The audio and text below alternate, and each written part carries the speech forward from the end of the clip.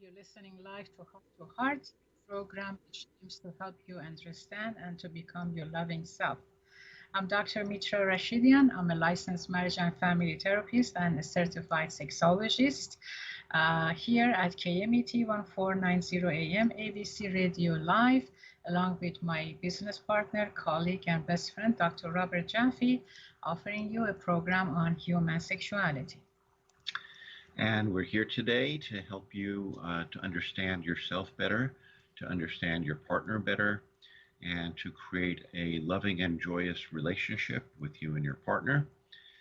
And if you don't have a partner, um, we are here to help you to become your loving, authentic, true self, your best self, so that you can bring more love and joy into your world and the world of those around you that you care about most. So, welcome. Exactly. Well, thank you for that wonderful introduction. And while we are here talking about variety of uh, factors related about sexuality, such as sexual dysfunctions, sexual problems, relationship problems, uh, things that sexual issues that are related to diseases and basically sexual health. We also would like to hear from you because it is your stories that they are unique, and we can help you with your unique experience. And uh, and for others who are unable to contact us but they are able to hear us, they certainly can benefit from your experiences, your story, and how you overcome the issues. And also with the information that we provide in relation to that, together we are going to be helping to, helping countless other people that uh, across different areas, geographical areas, are listening to us. So please call us. Our phone number live here is 951 922 3532. Also, please introduce this program to those that you believe they can benefit from the content of what we are offering here. We thank you for giving us your hour, and we know that your time is very valuable, and we are honored to share this time with you as well. Thank you. My pleasure. So, Dr. Jaffe, for the past couple of weeks, we have been talking about what are some of the issues, elements, factors, variables. I mean, I don't know how to really term that. I'm looking for the single right vocabulary to come up to say this, but I can't. Uh, Anything combined that impacts sex drive. That's for both male and female, right? Right, right. So, yeah, and sex drive. Usually, I mean, sex drive is ubiquitous throughout the human species, right? Exactly.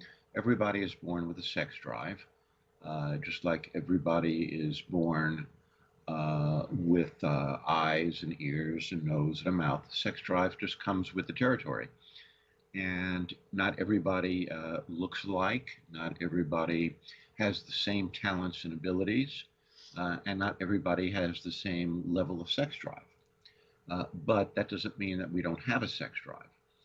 And the sex drive is, we now know scientifically, it's certainly for procreation. Everybody knows that, but it's more than that. It's also a way that we can unite ourselves with another human being and actually move beyond two into a synergetic, uh, transcendental or transcendent um, uh, spiritual union. Right. And that's what we talk about, and that's what we want. And wherever you are on that journey is a place that you can enjoy where you are and also build upon. Exactly. And so that's why we're talking about this today, so that you can understand the blockers that keep you from doing that.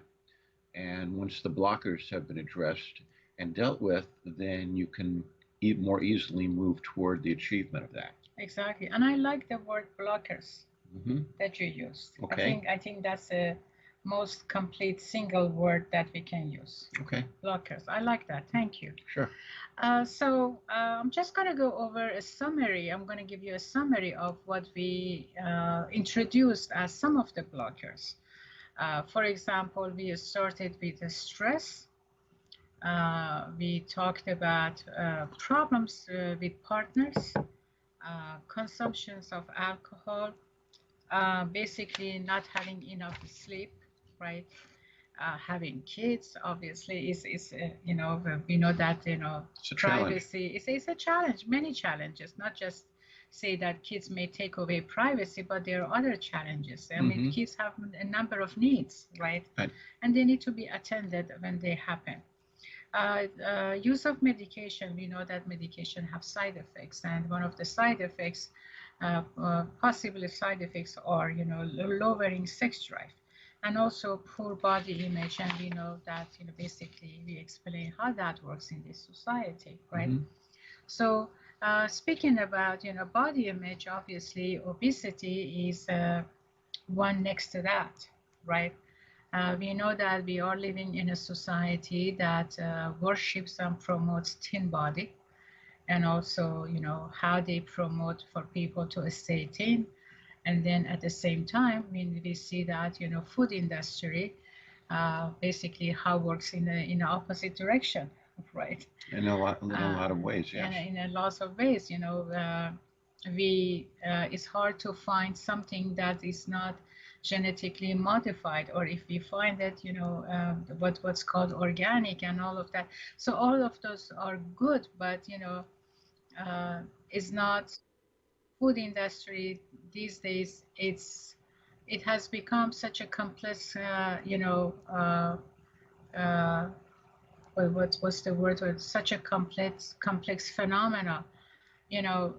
What to eat and how to eat, how much to eat, when to eat, how to prepare food, and how to know what to eat, and so that it doesn't be convert into just pure fat in body, and then how to understand one's body is really significant. And we have so many options for food these days that at every corner that we go, there is at least one option for food. It's so accessible, it's so easy to have, and at a very inexpensive price too, right? And many people, as we know, they are in a rush of completing the daily task, attending to work. Each person, they have to multitask across a day, and so the focus is on everything else but sense of taking care of ourselves, giving ourselves compassion, giving ourselves self-love. We're giving ourselves the sense of gratitude that we need to appreciate what we have and what we are and who we are, and take a look at ourselves, and therefore realize, what is it that we are eating. The many people who just sit behind computer all day and they just eat right there without even getting up. These are all factors, and then food industry, helps with that, because they make all these prepared food that you can just grab and start eating with one hand and then working with the other hand, without knowing where this food goes and how it was processed and what's in it. And then before you know it, you see the waistline grows, you see the hip grows, you see that everything else grows out of proportion, and then you also realize, oh, when was the last time I had sex? And then you see that the spouse start to complain, you see that the partner starts to complain, and you're wondering why there are so much complaint. Don't they see how busy you are? Don't they see how much you're working? If you don't work, who's going to pay for this? Who's going to pay for that?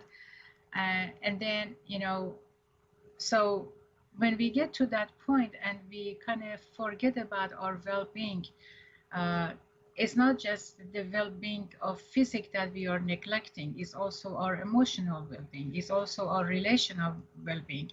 It is a well-being that includes communication with others and how to stay at the top of our health. So basically, once our mind and our body is busy with things that they are not healthy, it's easy for us to lose, to lose the sense of connection with ourselves, with our other needs, such as our sexuality. And then it's easy to put it behind us.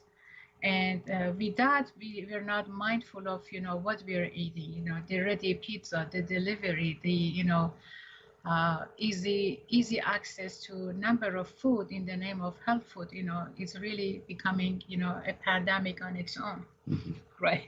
Yeah, yeah. And so not realizing how to prepare food in a healthy way, and then just eat something so that you're not hungry. Even if you're not overeating, it can easily lead a person to gain weight without wanting to gain weight, and therefore also lack of activity. So obesity doesn't have one factor to it. And basically, it impacts, health in general, and it causes many other problems, such as diabetes, such as, cardiovascular diseases, and many other things. Above all, it doesn't make you feel good about yourself, Hmm. which I think that's where the sex drive goes into the hiding. Right, Right. right. And then, when society promotes all those, gorgeous, photoshopped body, and that's how they become majority gorgeous, you feel that, you don't measure up, you feel that you're not good enough, pretty enough, sexy enough, whatever that you can attach to the word enough, that you're not, and therefore, you give up on your sex life. Yes, yeah. You can give up on your sex life. The other thing, and what we do, of course, in this program is we have our 3 o'clock hour devoted to sexuality. Our 4 o'clock hour is devoted to addictions. Right. And I just want to comment here that food is probably, we've talked in the 4 o'clock hour a lot about codependency, but even more so than codependency, probably food is the greatest addiction. Yes. And when I say addiction, what I'm saying is we use it as a way to avoid feeling badly, or to change our feeling state. And food wasn't designed to do that. Food was designed to nurture us and to support us and to give us energy, exactly. not to distract us from our problems. Exactly. I mean, I have read this in a number of books. I don't have a book to coach you on that. However, I hope you trust me with the phrase that I'm coming up with about food. So when we say food is meant to nurture us, it's because food primarily in older days, much earlier, was used as medicine. All those herbal medicine, all those combinations of food that help to cure many of the issues with bodies. And but today, food is consumed for pleasure instead, and that's why we have so much variety. That those varieties, some of that, of course, includes chemicals component in the name of preservation and additives. So I don't want to get into the nutrition part, but I want to focus on sex drive. So obesity is one. And then when we come back from our commercial break, we're going to focus on other ones as well. But if you have a question about this aspect of, life, I'm happy to, and Dr. Jaffe, myself, we are happy to respond to you. So see you shortly after our commercial break. Bye-bye.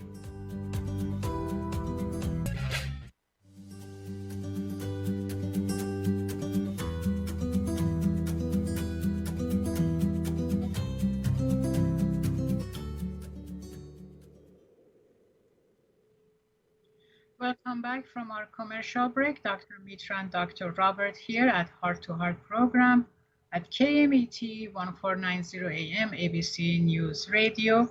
For those of you who are just tuning in, our discussion for this segment is about what are the blockers of sex drive, which we have gone over some of it for the past two sessions, and we are continuing until we are done with that, and then we focus on female low sexual desire. I'm here along with my colleague, best friend, and business partner, Dr. Robert Jaffe. Thank you. You're welcome. And please, call us. We want to hear from you, your story, your experience, how you overcome a challenge in your sex drive. 951-922-3532. We also understand that it may be difficult for you to share about a sensitive matter in a live program, so please feel free to email us. We are happy to discuss it with you that way, and also private calls. So, Dr. Jaffe, we were talking about obesity, and we went over how obesity, this may kind of impact, self-esteem, and also how a person feels about herself or himself, and therefore that can, reduce the sex drive. Yeah, it can reduce sex drive, and especially I think for women, Right. Because women's attractiveness is so much an issue in our society. How women are viewed, how attractive they are, and because now we're living in a society, as you mentioned earlier, where thinness is valued. And by the way, that wasn't always the case. No, I was just thinking about that. Yeah. In previous years, women were valued for not fatness. They wouldn't call it fatness, but full figure. Full figure, yeah. So they give it full figure in a set of fat women, right? Yeah. But when we look at the history, for example, the best place that we can recognize how female body size has been the center of attention across different centuries. If you look at the paintings at the Louvre Museum or other famous museum, and even, look at the art history, and you can see that during Renaissance time, for example, and prior to that and little bit after that, we see that female bodies were drawn naked and with lots of layers of fat on it. Mm-hmm. But they were drawn in such an attractive way that people still look at them and they appreciate the art that was presented. But those figures today are considered obese, right? Yes. I mean, look at the contrast here. But then again, in between Renaissance time and 21st century, we see that at least we can say that, and that's my interest because I'm a painter myself, so I do have an interest in looking at different art. We see that across the centuries how size of body, was valued, right? And Mm-hmm. then how women have shaped and reshaped their bodies in order to fit with what was considered the best fit for a woman. Exactly. And imagine the struggle, imagine the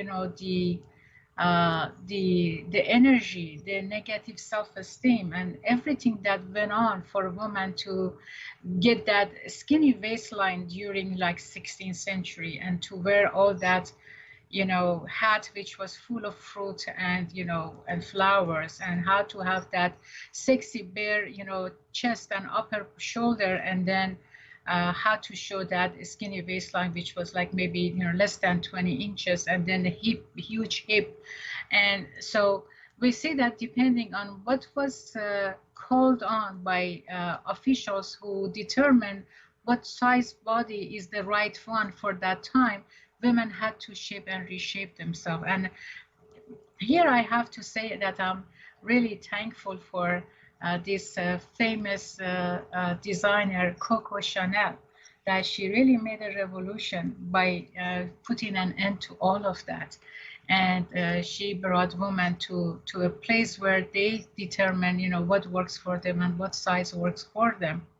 Even though that worked for some time, still society was able to take over, and now we are worshiping thin people. But still, the impact of Coco Chanel in women awareness about their size and how much they are in charge of deciding what is the right size for them cannot be ignored. And I myself, as a female, I really appreciate her effort and the challenges that she put herself through to make a point about that.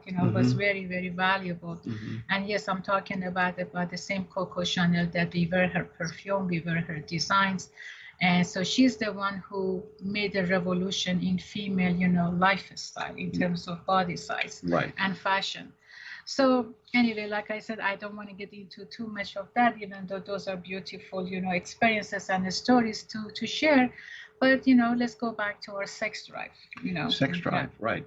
So what are some of the blockers for sex drive? We've talked about some. We just talked about obesity. What are some others?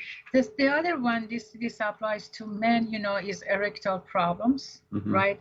Men with erectile dysfunction often worry about how they will be able to perform sexually, and that worry can drain their desire. And we know that erectile dysfunction can be treated, and then the couples can also work to keep it from affecting their relationship, right? A man's body is not his penis and how the penis functions, right? Is about the relationship needs to be, and the sexuality is much bigger than intercourse, right? And I want to say, just as women have been afflicted with how they're supposed to look in terms of attractiveness, men too have been afflicted with what is supposed to be masculine. Right. And there are many myths about that, which you and I have written about in our book, some of them. The myths, being that men are always ready for sex, for example. Right. And that men, get erections at the drop of the hat. Right. Or men don't need any foreplay. Or yeah, exactly. So they're just ready to go anytime, right? Yeah, and so these are misconceptions, and they get in the way. They are definitely sex blockers for men. And then, of course, if the man has a sex blocker, usually there's guilt and or shame attached to it. And then all of a sudden, their partner sees them not being interested anymore. The man often isn't talking about the erection problem because he's ashamed to talk about it. And so then the woman starts imagining why he's no longer interested, which can create big problems in the relationship. Exactly. I'm glad you're talking about the myths about men's sexuality. Many, including men themselves, I have to say that they are ignoring how much intimacy is important here. And the myths that men are ready to have sex anytime doesn't, allow for intimacy to shape, which is a biggest part of, or at least one of the biggest aspects of a, romantic relationship and sexual relationship.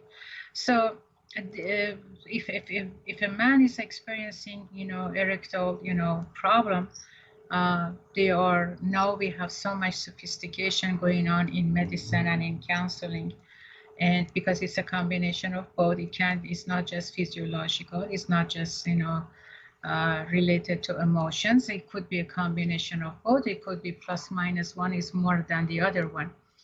But they are, methods that absolutely helps with this issue, and it can be resolved. And many of the erectile, dysfunctions are secondary. That means they happen as a result of something drastic in life. And it could be as simple as a medication that you're taking. Could be a medication that you're taking, exactly. So it's very important to consult with your physicians should you having that experience, or if you ever that experience occur. Don't be alarmed. You're not done with your manhood. You just need to understand what's going on and fix it. Exactly. Right? And there is nothing wrong with not having a full erection every time you want to have sex. That's not the end of the world. Right. Unless you think it is. Unless you think it is. Yeah, because if you think it is, then you act as if it is. And as soon as you act as if it is, it becomes a reality for you. Exactly. It's like women. Most women, or some women, or many women, or a group of women, whichever, are not able to reach orgasm. So is that mean that, if they don't reach orgasm, that means the sex wasn't good? No, that's not it. So many things can happen that, doesn't allow us to have the full experience of sexuality, and then that's okay. And then we can find the reason behind it so that we can prevent it. The other, sex blocker is low testosterone, the hormone testosterone, which is also about men. So testosterone is like a fuel that kind of enhances sex drive, right? Well, but it's not just about men.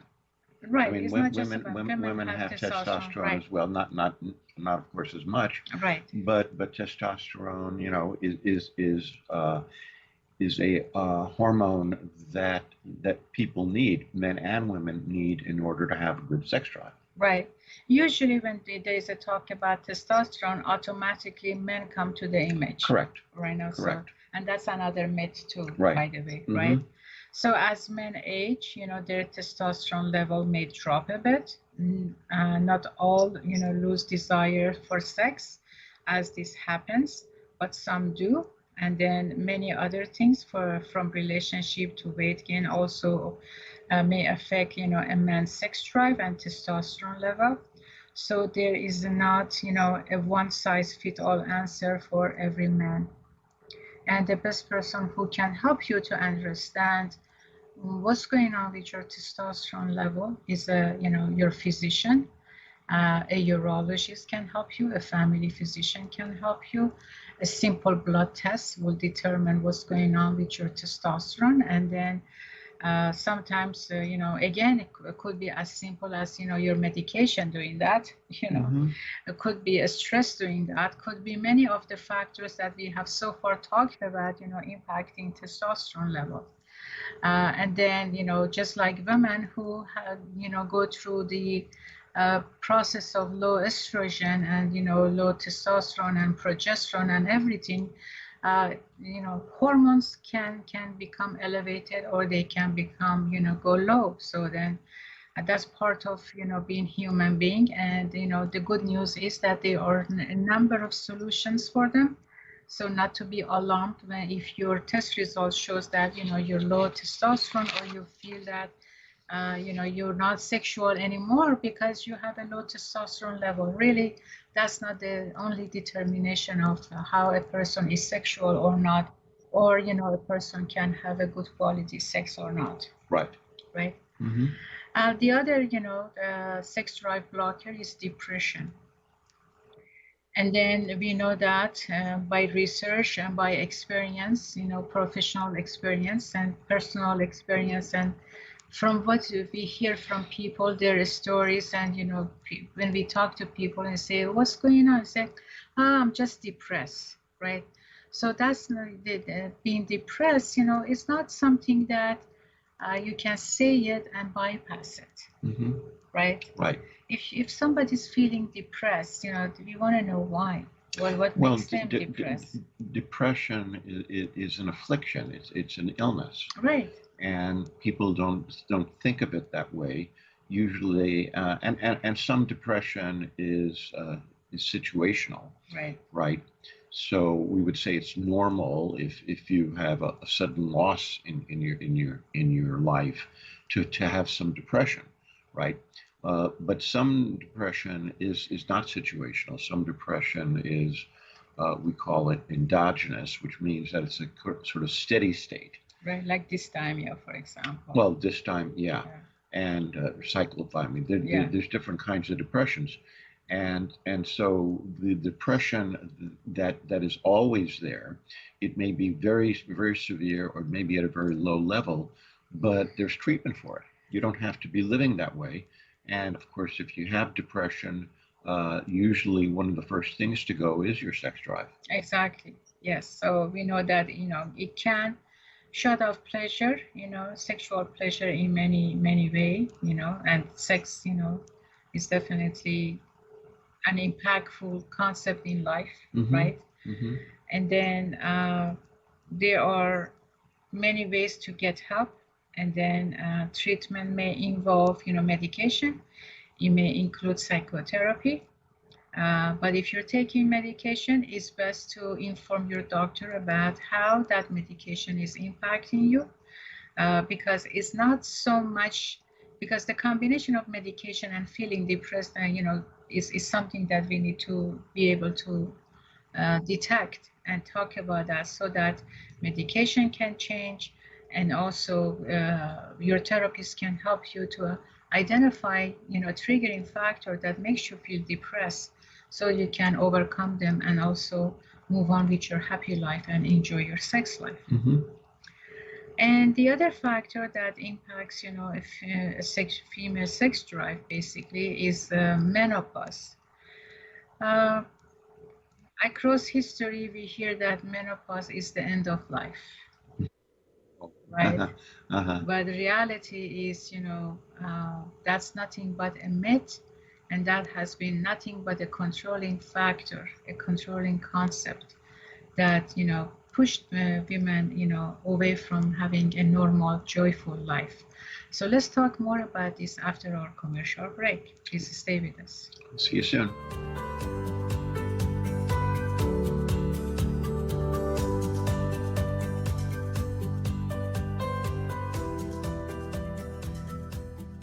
Yeah.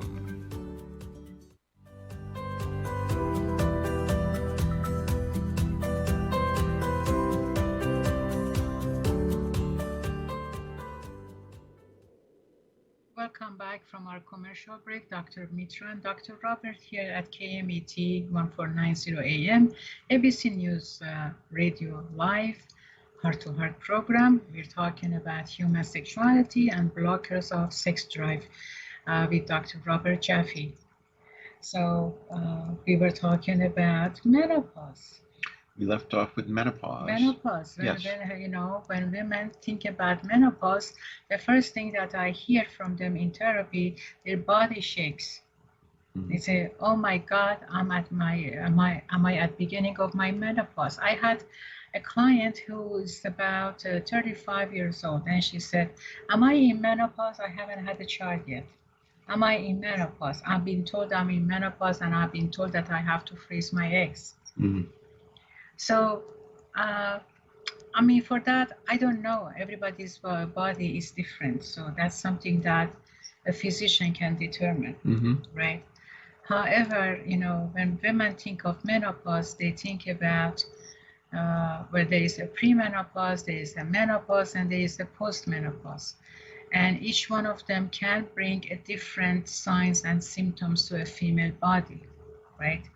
But those are physiological changes that the female body naturally goes through, right? And with the help of a physician, that can be done, in a smooth way, or much smoother way than if you just let it happen on its own, right? Mhm. For some women, it's like that. For some women also, they realistically do not have any symptoms, but their blood test tells them, guess what, you're in menopause now, right? Mhm. It's okay. So not every woman feels the same, not every woman experiences the same, not every woman experiences menopause as a blocker to her sex drive, because sex drive has nothing to do with menopause, right? Sex drive is a drive that we have from birth until we die, Right. right? And then menopause is a cycle of hormonal change in a female body, right? So as we age, we get closer to menopause. We go through a cycle of, bodily adjustment for hormonal change, and then we go to the postmenopause where, we are adjusted and we continue with our life. So basically, most of the time, it happens so naturally that a female doesn't know where is the post, where is the pre, and where is the actual menopause. Mhm. However, the myths in society have made such a giant, creature out of menopause as a sex killer, as the end of life, as the end of a process of being a female, the end of youth, the end of everything that negatively is assigned to it, that frightens many women. I myself, I was frightened when I was thinking of, oh my God, I'm told I'm getting close to menopause. Well, guess what? that happened, menopause happened, postmenopause happened, and I didn't feel a damn thing. Mm-hmm. you know, Right. you know. Right. So it also has a lot to do with your level of how you feel about yourself, right? So, if there are questions about menopause, if there are, symptoms you're experiencing, so let's see what are some of those symptoms.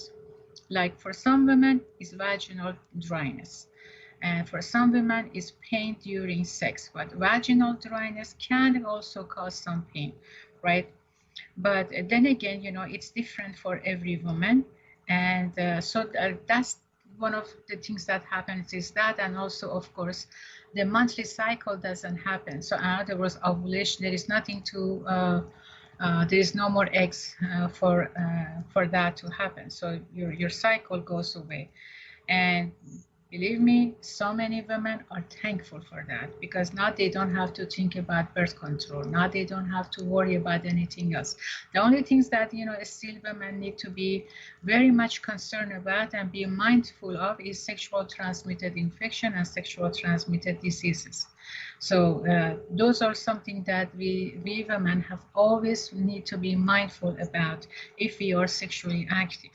So other than that, many women have much greater sex life after menopause, and then they are having the deeper and stronger relationship. Their self-esteem and overall mental health and physical health are all at a very good level, and they have an enjoyable life. So menopause is not the end of life for any female, right? It's just the process of change, physiological change. Yeah, and so when you say it's not the end of life, I want to say that absolutely it's not.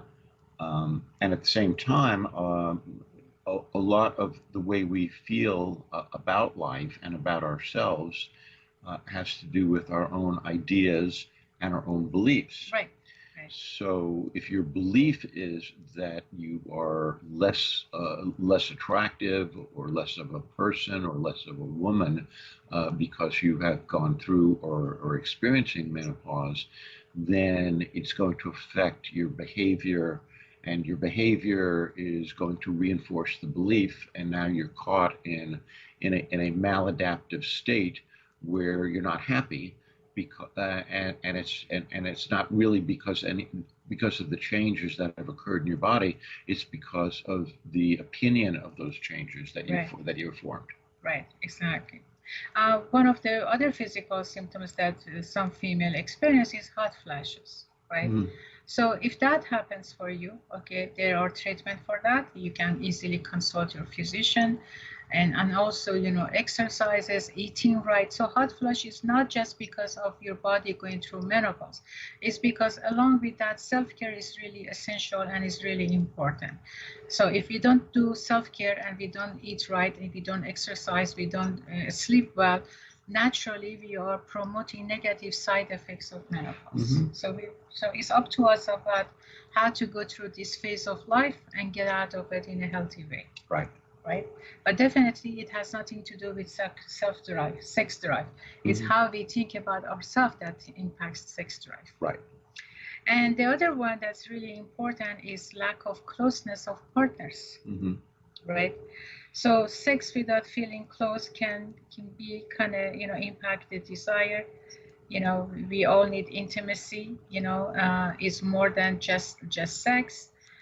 If sex life is not there, and then people, instead of forcing each other to be close through sex, it's best to feel close and be close in a non-sexual way, Mhm.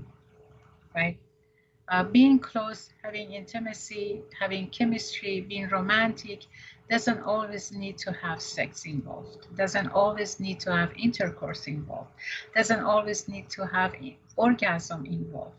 Just the closeness together, just being there with each other, just to get each other, just to, be kind to each other, holding hands, just hugging each other, feeding each other. I don't know. I mean, there are a number of things that two people can do to bring them close, and sex is just one of them, Mhm. but it's not all of them. So if you're not feeling sexual because you don't feel close, look at non-sexual activities to feel close. And then when that happens, sex automatically comes back. Sometimes. Sometimes. Sometimes, Right. unless there's other blockers. Yeah, right. Yeah. Right. So. So yeah, we have to know why we are not close, right? Right. And that can be done with the help of a, therapist, a sex therapist, to see, what's going on. Are there any violence going on in a relationship? There can Are be there so many different so reasons. many different things, what was the stress? What's the road? I mean, so many things, doesn't allow two people to feel close anymore with each other. And but sex is not going to bring it back, right? Right. But having said that, I think a lot of people believe that it will. Well, yeah, So but the people, issues are not resolved, so sex goes away again. Right. People often believe that because we're not having sex, we're having relationship problems, and often it's the reverse, right? We're having relationships, and that's why we're not having sex. Right. Yeah, so you and I know that when people come here, they say they have sex problem. We know they have the relationship problem. And when they come in, they say they have relationship problem. We know also they have sex problem. Mm-hmm. Right. So these two are not separated from each other. Right. So when that happens, it's best to focus on the relationship. And also, we always want to rule out organic causes. So we want to make sure that, nothing going on with our physics that, kind of puts a, blocker on our sex drive. So looking at these two factors are essential, and we know that it can be done because we have been working with so many clients with both issues, having both issues, and they have resolved their relationship problems and they have gone back to their happy sex life, right? Yes. Yes. So one of the other issues that really is a center of attention for many couples that you and I have seen. And men usually come in and they say, guess what? I don't have a problem. I'm ready to have sex anytime. But every time I touch my wife or I touch my female partner, she kind of rejects that, right? You and I are writing a book about that, right? Yes. Not tonight, honey, I have a headache, which is one of the most usual excuses that a woman comes up with for not having sex and rejecting having sex with her partner. And then in that book we have talked about many factors that contributes to a situation, and for a female to decide that not tonight, honey, I have a headache, right? And we know that when that happens one time, and if the issues are not addressed, then the second time is going to happen, the 10th time is going to happen, and so on. And then they end up in therapy where the husband says, my wife is no longer interested in me.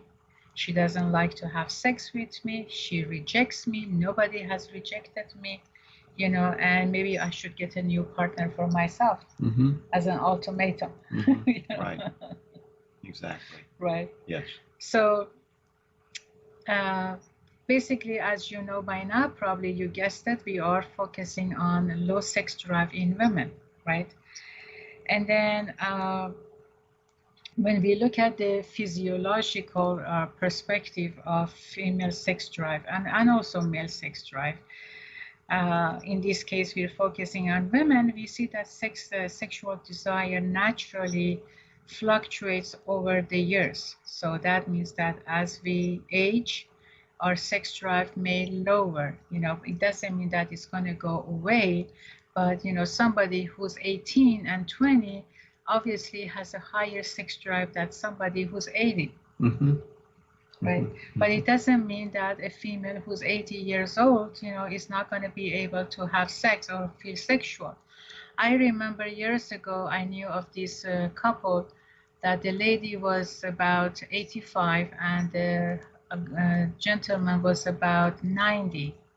So this female came to me and she wanted to have, a facelift. And I was so surprised about why did she waited so long to have a facelift at 85. Mm-hmm. So I asked her, I said, what made you want to decide to have a facelift now? That was my own curiosity. And she said in her own beautiful voice and accent that she had, she said, because I don't want to look so old next to my boyfriend. And I tell you, that was said in such a sweet way that after years and years and years, and this happened, I think back in 1987, I remember it. I still remember her face, that, you know, she felt so sexual, and she was 85, and she wanted to look good next to her boyfriend. Who was 90? 90 was the boyfriend. You the said 90-year-old was boyfriend. Boyfriend, yeah. She was 85. Right. I'm saying he was 90. He was 90. Yes. So yes. he also had a high sex drive, right? Right. And these two, by far, they have stayed in my mind as a symbol of how two people, if they pay attention to their sexuality and wanting to stay sexual, age doesn't matter. You know, I fell in love with her at the time, seriously. And of course, she had her facelift and she looked absolutely stunning. Yeah. You know, I mean, her boyfriend didn't know what to do out of joy. you know, I think, you know, with the facelift that she had, she basically looked almost like, 55, 60 years old, you know. And so, wow. Yeah, I mean, I got caught in the story. So, let's do this. I promise you that in our next program next Thursday, we are going to be opening up the many factors that may contribute to low sex drive in women. And I thank you for listening to us. And I'd like to invite you to join us the next hour at 4 o'clock with another episode of Codependency, Trauma, and Relationship with Dr. Robert Jaffe, which is going to start at 4 p.m. And next week, same time, we're going to talk about low sex drive in women. So thank you for that. And I'm looking forward to receiving your comments and your phone calls and your email. 951-922-3532. See you shortly, right at the hour, 4 p.m. Please stay with us.